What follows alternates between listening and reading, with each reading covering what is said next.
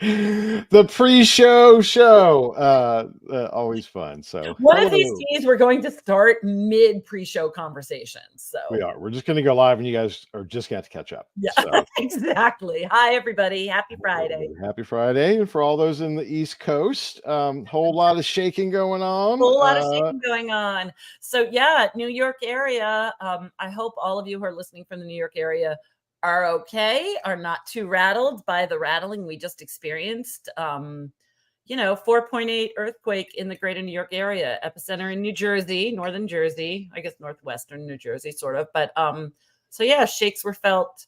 One of our coworkers in Philly felt it, coworker in, kind of New York, north of New York City, up by the Catskills, a New York City employee felt it. I did not feel a thing here in Fairfield County, Connecticut, but other people in Fairfield County did. So, and my dog did. That's about it. But we hope everyone's safe. Well, you're the most stable person I know. So no surprise. Usually it's me that's shaking. Right? So I wouldn't even notice it. I know the thing is that Lenny could share in our company Slack channel, like, by the way, I just experienced an earthquake, and none of us would be surprised. We'd be like, hope you're okay, Lenny. Like, we would have no right. Yeah. Anyway, so this practically disrupted our workday, It did, but at least it was can an earthquake ever be considered kind of maybe fun? Maybe that's not the right word, but at least it was like, that a little bit of adrenaline excitement, I think, is how I but without the negative effects that come without with any negative effects. Word on the street is everybody's fine, and no major damage anywhere and things like that. So I think they're still assessing. Yes, and as we move into this the great 2024 eclipse, weird times. Yeah. So I hope everybody. I am, a sucker for the commercialized products. So of course I bought eclipse viewing glasses on Amazon for like my household. I sent them to my kids who are away in different locations, and I'm like, everybody just protect your eyes. So my PSA for everybody who wants to view the eclipse is wear your glasses. Lenny, please tell me you have glasses for your family. We have the glasses, yes, because we're for everybody. No, my wife's birthday is Monday, so we are, and she wants to be in the totality, and we're not that far, so we are driving to Indiana to experience it. And yes, we have our glasses. We have the whole shebang. So it should be fun. I know it should be fun. And I wonder what's going to happen, at least in the US, like during those periods of time, like what workplace productivity is going to be, because certainly right. Don't send me a Slack message around 3 p.m. on Monday. Yeah. Fair enough. Well, and all right, so we can go on about this stuff. We have a lot to cover. And why don't we switch up a little bit from the order, because it's kind of a segue, because immediately following that, the next week is IIX North America. Yeah. So hopefully, I know Carly might as well put it up right now. Hopefully everybody has registered. If you haven't registered for IIX North America, please do. The code is Exchange 30. We are gearing up for an incredible show. I mean, I think I shared on LinkedIn yesterday, all I need to do is go to the hashtags IIX or hashtag IIX North America NA, and just starting to read the exciting posts. People are jazzed, and I think we're jazzed internally for a reason that people don't know about. This is not your usual IIX. It is not. It is not. So one of the things that I do every event is pre-show. I kind of go through the attendee lists and classify them, right? Buyers, suppliers, types of suppliers, et cetera, et cetera. And after the show, kind of do the same thing based on the private meetings. To get a sense of what's hot and what's not. Anyway, I got to tell you, for most last 10 years, normally it's like, oh yeah, there's so-and-so, there's so-and-so. I know all these people. I don't know hardly anybody attending this event. Yeah. It was truly astounding that the buyer side, incredibly diverse across many categories. We've always been really CPG heavy. No, lots of tech, lots of media, lots of financial services, pharma, CPG, people sending big teams. So on that side, really amazing.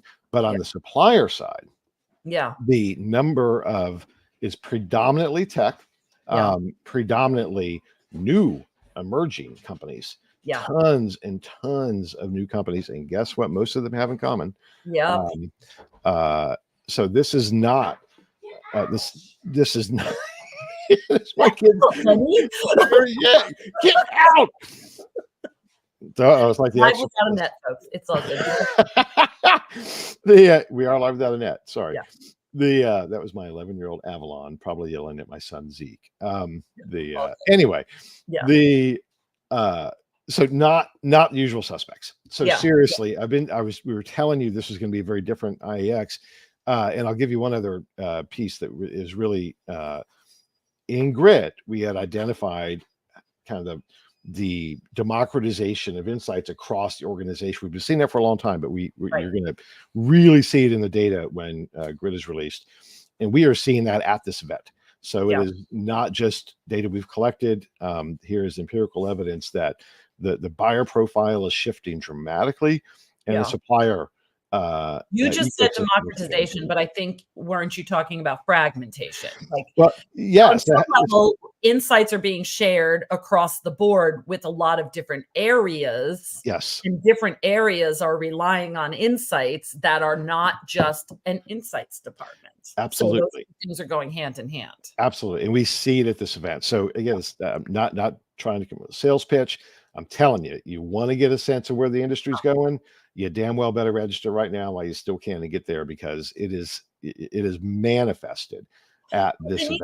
It just brings up a good point. I think you and I have talked about this before. Back in the day, in the early 2000s, when usability and UX research was becoming a thing, and they were speaking about insights, and those of us in the market research industry were like, but we do that. Like, that's what we do. You're not different.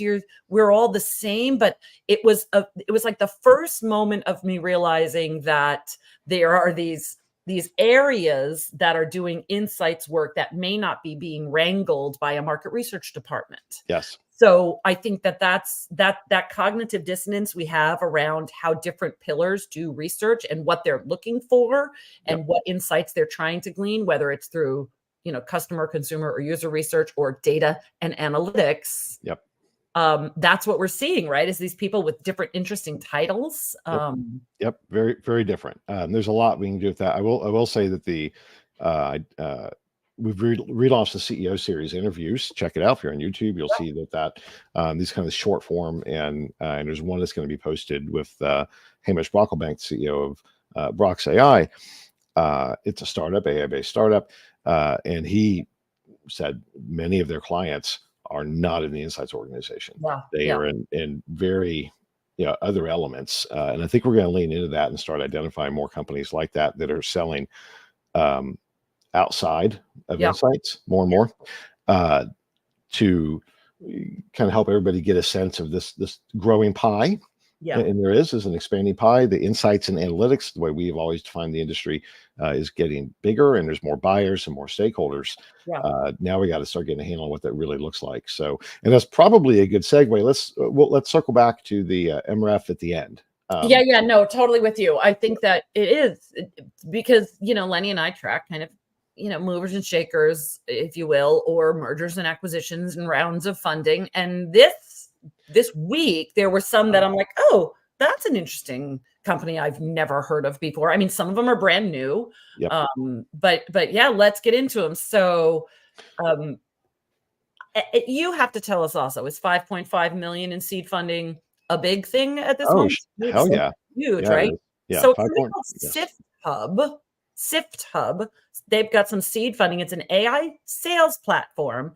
But what's interesting about it is that they are gathering insights from scattered sales data. So using AI to optimize for sales purposes, but scattered data. And I just keep thinking, do you know how much fragmented data, scattered data organizations have that could probably use technology like this? It's all about not just for sales. Anyway, I just thought this is a super neat one that we should be talking about. Absolutely. And so, as you said, I don't know most of these companies either. So we can't offer much insight individually. other than looking at the trend. I will say one thing that's interesting about that is the news hit this morning that Google is looking at buying HubSpot. And I would say, arguably, it is probably a similar idea, right? On utilizing Gemini or one of their solutions to synthesize marketing information and put those together. So that's what this technology does. So there's that, and 5.5 seed funding. Yeah, man. I mean, my startup, so it was lucky to get $1 million. Right? Exactly. So 5.5 is like, woohoo, you know, that's and check it out. See if there's anything inspiring that you can think about for your own businesses, or certainly any use cases if you are have an organization with sales functionality. So super cool. And then we saw what do you think about this next one? Yep, super simple pre-seed round. And they're part of Estonian, I guess, or maybe Estonian was the investor. I wasn't quite sure how to read that, but the company's called Super Simple. 2 million pre-seed round, AI-powered data analytics platform. Right. So, may not be new. We may have data analytics out there, but like this one's an AI power, launching with AI power. And I think that's kind of a big takeaway for everybody is like, if you've had a data analytics platform, guess what? The AI is helping startups launch around the globe, and, pay attention. Yep. So those two kind of jumped out. Let's talk about some of the product launches. I know so much good stuff. Did you know, again, either of these companies? I did not. Nope. Yeah. Which it's like looking at the IX Teddy list. I know. It's so interesting. Yeah. We got these new players. So our world is changing. So I liked this Evolve AI. It's a design thinking platform, but AI driven design thinking and insights platform. So just, it's an AI approach to, product development. And if design thinking, I'm really curious. I would love to look under the hood of this one and be like, how are they tackling that empathy that design thinking starts with before we start iterating? I'm really curious about that one. So could be really cool, but I love seeing an AI application in the design thinking process. Cool stuff, right? Absolutely. And then Quantum Metrics Felix AI, enhanced digital customer insights.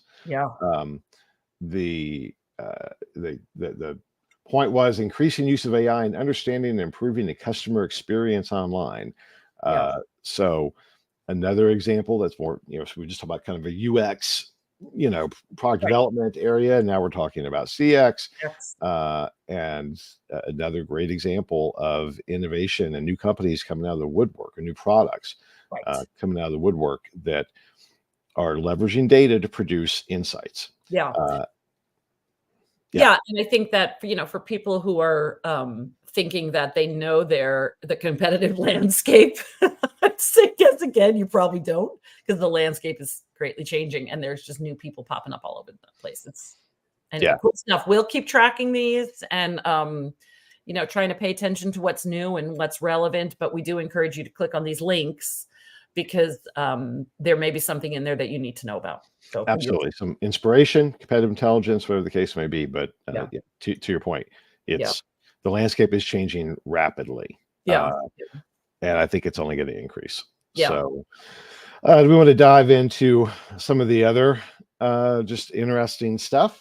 I was going to say, of course we have AI stuff, and that's what you and I really want to talk about. So, if we have people here who are like, aren't you going to talk about AI? We are, but let's take a moment to just say, let's just talk about some other interesting researchy related stuff, right? So I think you found both of these Pew Research Center articles this week, or articles referencing Pew Research Center work that they've done. I love the kind of, premise of this one, that teens are basically aware of the positive and negative aspects of smart teen usage than we previously thought. Like they know, right? They are probably taking their safety even more seriously. Maybe teens 10 years ago weren't, when we were all freaking out, but today's teens are educated and aware that these digital tools comes with pros and cons. I just think that's a really heartening study for a lot of parents. Actually, I think it was published in the Good News Network. So it's heartening for parents to know, like, the messages have gotten through. I thought that was a good one. I liked it. It is. It's anecdote. My 13-year-old son, he sleeps with he plays music at night, so he's got Spotify on his phone, Yeah. but he places it 6 feet away from him because he's concerned about EMF. Oh, no. Of course. But there's legitimate evidence that brain plasticity, et cetera, that those are it's all good stuff.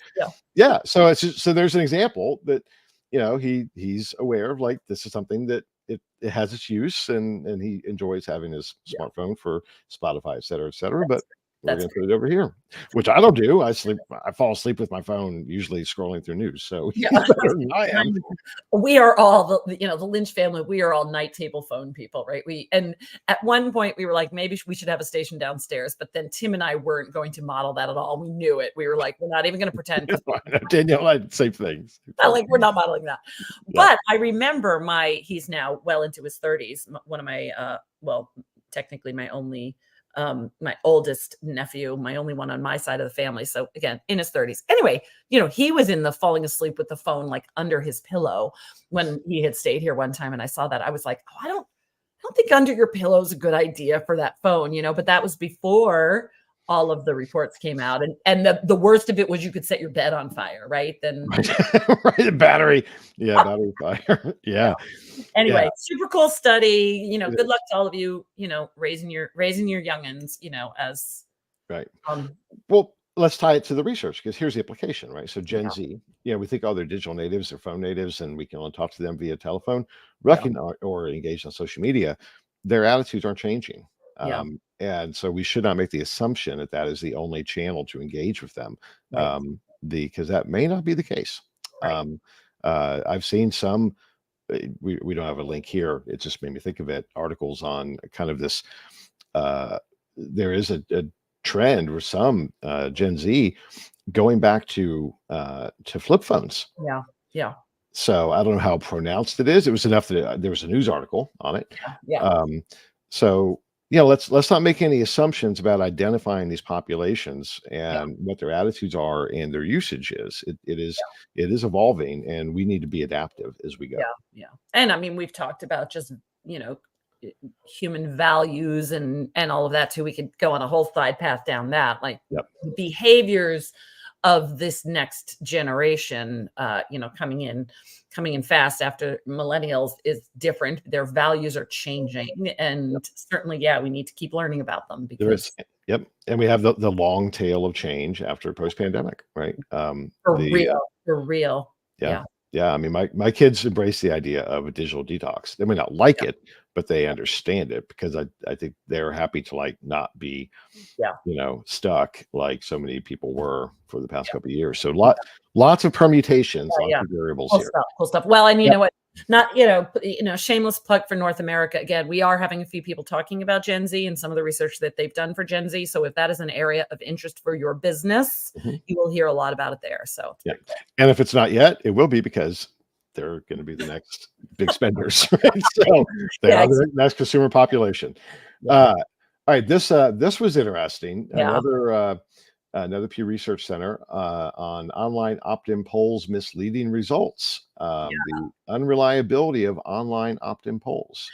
Now, heads up when you click on this, it's some upsetting subjects that the misinformation is dangerous. It talks about misinformation or misleading data about the Holocaust, about things happening in the Middle East, and some other topics that are really serious and heavy and weighted. And here's what's interesting. I want to come back to this, because I spent some time on this one this morning. So recent studies have documented errors in online opt-in surveys due to the presence of bogus respondents. Well, there's no surprise in that, right?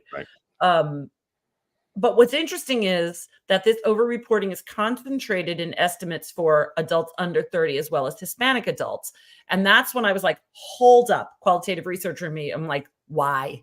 Why would there be more bogus respondents in studies or in segments that are either younger or of Hispanic dissent. Like I'm just trying to sort the why out in this, because that to me makes me say, what's that about? So yeah.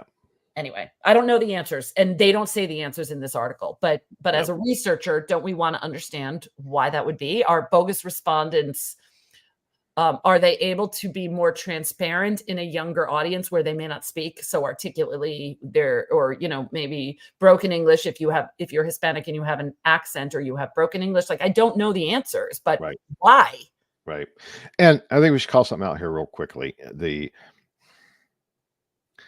By definition, this would be kind of considered river sample.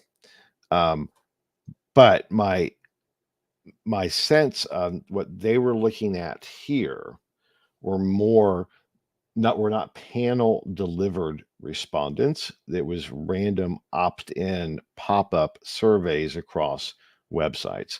So I want to make sure, and I'm not clear on, because I didn't go into it.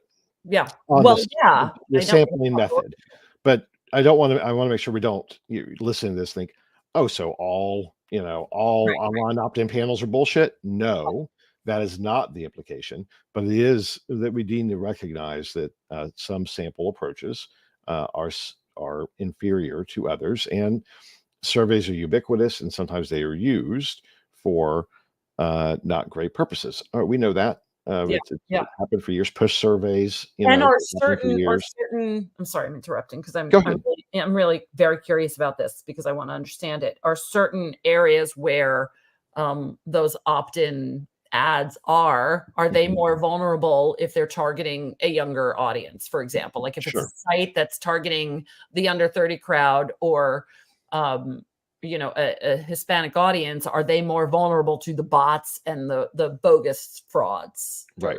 I don't know the answer to all that, but I really want to understand why. So anyway, if anybody from Pew Research is listening, please jump in here and help explain this a little bit more to us, because it's disturbing. And they do wrap in this article about it with, the emphasis on the need to replicate, because that's one of the things is the findings in these critical areas like the Holocaust and all that, they were not able to replicate them. And that is an indication that something is awry, right? Yeah. So it calls for sensitive subjects in particular to have a lot more rigor and complexity to the research design. So if anybody out there is doing that kind of research, I'm sure, I don't mean to mansplain to you the importance of, and I don't mean you, Lenny, I mean those people. Go ahead, mansplain to me. Mansplain to you anytime. Anyway, no, I just mean I want them to all recognize the pressure is on them to be very rigorous, because these topics can't afford, there's dire consequences. We can't afford misinformation about important and critical topics in our world. Right. And let's tie that back before we get into the AI stuff and wrap up in time. The concern with DIY and automation, democratization of research has always been, the potential lack of rigor, the misuse of tools and surveys. And let's own that is true. Yeah. But the reality is it has always been true. Especially thinking about political polling. My God, there's been fraudulent, or at least biased political polls forever. Yeah. We may be increasing accessibility, but then the onus is on us as an industry, to help draw the distinction. Yeah. And as things become increasingly automated because of AI, to train it right, to give these solutions the rigor and the benefit of our experience from a training set standpoint, as researchers, to put guardrails in between and help. And we've seen that already, and this will be the segue into AI. Well, in particular, the third bullet. I'm like ready to talk about the third bullet in this list right here. Okay. All right. So we'll, yes. Let's go. Yes. We can train these things because we see it already happening. There's guardrails already in place in some cases of AI. Yeah. Maybe all right. So folks, go ahead. One of the pieces that within live science is that AI models are teaching each other, which to me, I'm like, hold up. because we don't even, at this point, our trust in the AI, in the AI knowledge repository is not 100%. And now we are developing other AI models based on AI training. So anyway, natural language, these tests, natural language processing marking, and a significant step towards AI's ability to autonomously improve and transfer knowledge from one to another. So like that ship is sailing, and I don't even think we're on sailed. We're not even on the dock. What? Like, no. We don't want them training each other, and here they are. So yes, these are all, ladies and gentlemen, this is in the category of things that make you say, and just we haven't ended on one of those uncomfortable notes in a long time, but today we're going to. Well, we're not gonna end on that one. We got two more. Let's we got two more. They're all all well, you found this voice one. Yeah, I mean, OpenAI has launched their voice engine. It's not the only one. There's others that have emerged. Now they're sitting on it until after the election here in the well, not just here in the US, but this is a big election year everywhere. Because of the concern about misuse.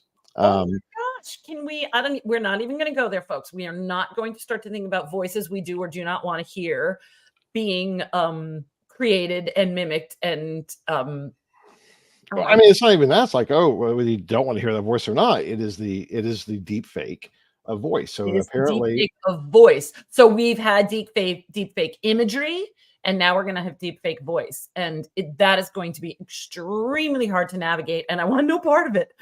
It's just yes, I don't even know what we're going to do with it. And I know, so they are still unsettled. Great, wait, there's more.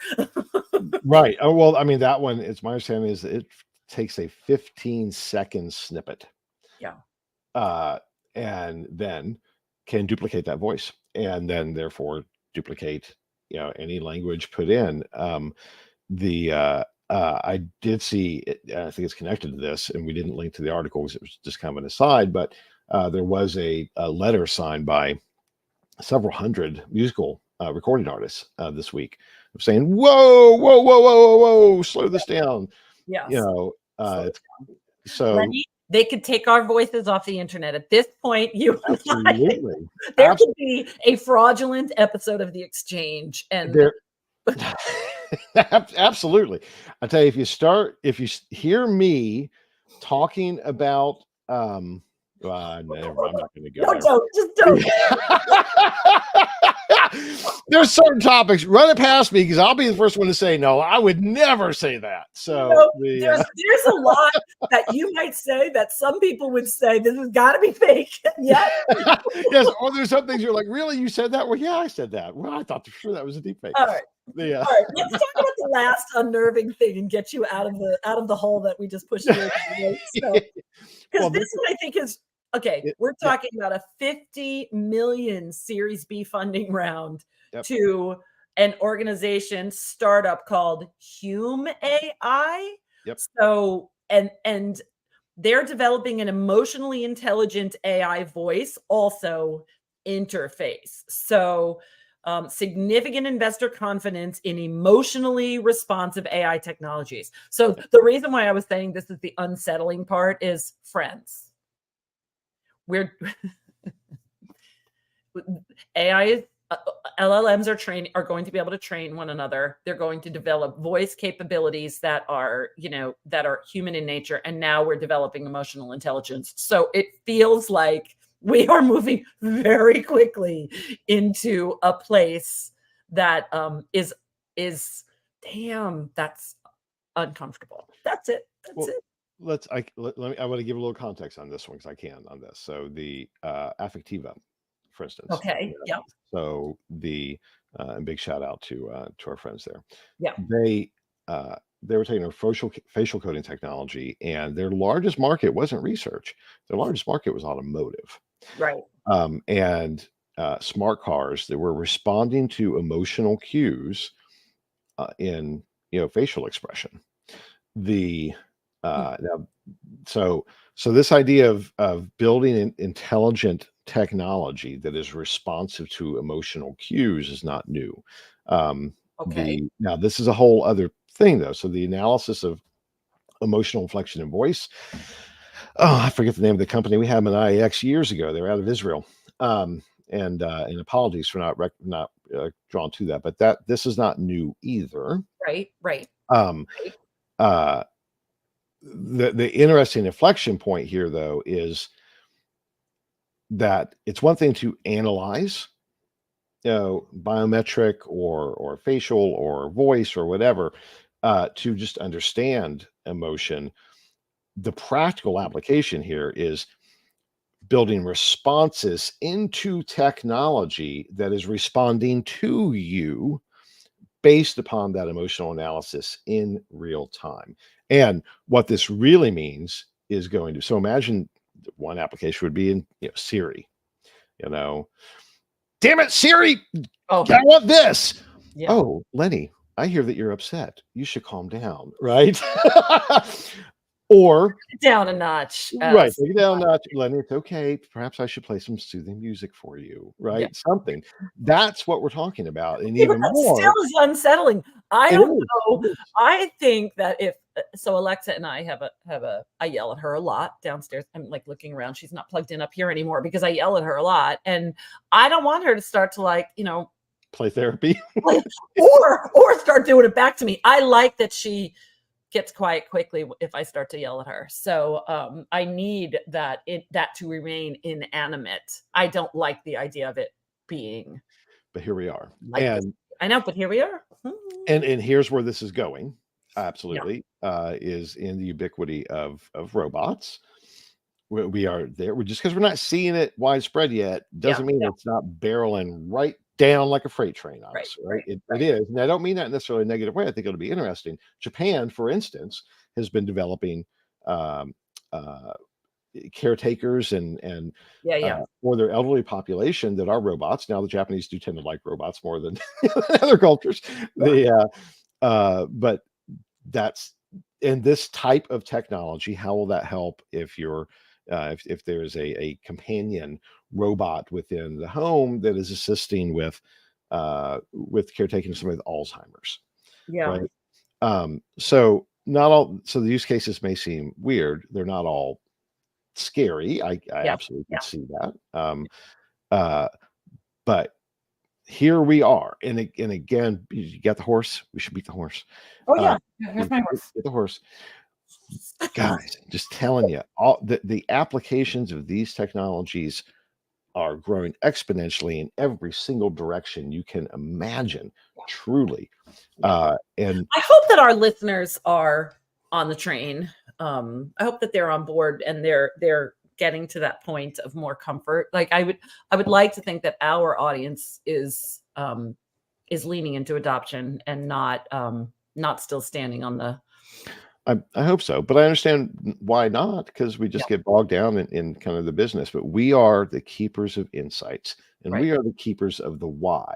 That is what our industry does. Right. And we have a unique opportunity to engage with these technologies, which inherently are data-driven insight solutions. Yeah. On steroids, right? Right. Going places that maybe we never thought we could get to. Yeah. And I just think we have to lean in because we just have such unique opportunity to shape where these things are going versus kind of our visceral reactions of, well, crap, I don't know if I like this. So I know it's crazy. It is. So, and we're over time. And we are over time. So we are, again, leaving you in this state of, discomfort. But that's okay because we started off knowing that we were, trembling here in New England. So. Right. It's an uncomfortable day. We got, this weird eclipse on Monday, earthquakes in New York on Friday, AI apocalypse in the classical sense of change, right? Yes. So there we go. Here we go. Yeah. Well, look, friends, we will see you all next week. It will be, I don't even know if first of all, I'm going to be able to find any articles this week, Lenny, because, all North America agenda and production work all the time. But next Friday, you're not going to be able to contain our excitement for what's happening on stage the following week. So no, not at all. So fun stuff. Fun stuff. But we'll see you then. Everybody have a great weekend. New York folks, you know, you will rebuild. Yeah. Not funny. No, too soon. All right. Everybody, take care. Have a good Have a weekend. great weekend, everybody. Enjoy the eclipse. We'll see you next Friday. Yeah. Bye-bye.